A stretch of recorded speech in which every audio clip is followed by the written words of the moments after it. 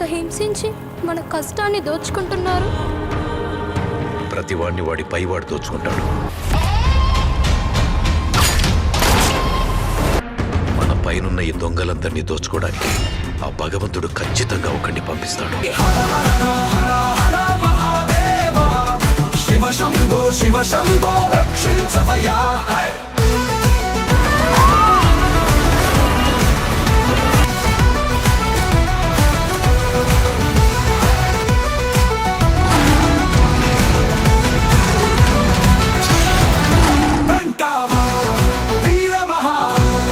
వీర మహర వీర మందు ప్రతను శబితే